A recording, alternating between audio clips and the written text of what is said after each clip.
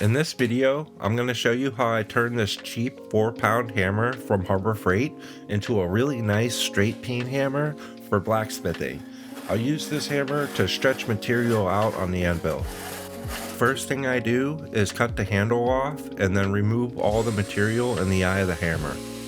And then I use my angle grinder with a cutoff wheel and cut 2 vertical lines in the face parallel with each other. That way we have a nice straight peen. And then I cut chunks of material out to save belts. Just make sure you don't cut too deep into that curve. And then I clean up and finish it on the belt grinder. I use the 2-inch wheel to get a nice transition between the center and the face. Alright, so now that profile is done, I flip it on the side and I work on this profile. I'm going to scoop out material between the peen and the eye. I want to lighten the hammer more because I want it to be 3 pounds in the end. So now one side of the hammer is heavier than the other. So in order to balance it out, I'm going to grind a channel between the eye and the face on this side. I start out with the small contact wheel and get the channel started. And then I move to the 2-inch wheel. That way I can grind a nice wide channel and grind out the notches from the original hammer. So now I'm going to weigh it to see what it weighs, and it's just over 3 pounds.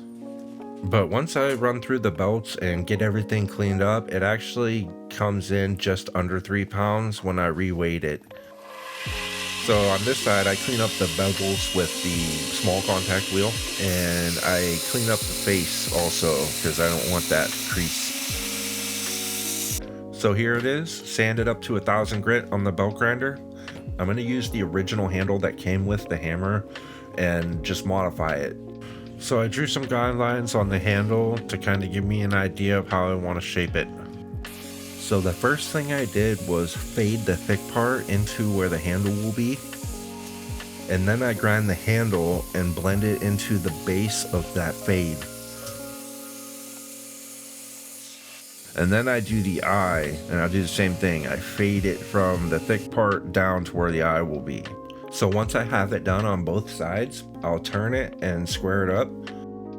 And once you have the square, it's easy to go in and do the corners and then round it over. So I shaped everything with the 36 grit belt, but then I switched to 100 grit to finish it. That way I have a nice smooth finish, but not too smooth because you don't want it to be, slippery.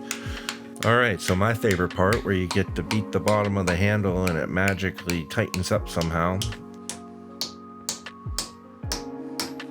I used the boiled linseed oil to protect the handle and give it a nice finish. Alright, so it's all done now, and we got ourselves a 3-pound straight peen blacksmithing hammer that costs under $15. Thank you for watching, I really appreciate it. If you have any questions, please feel free to leave a comment. I read all my comments, so if you do have a question, I'll definitely get back to you.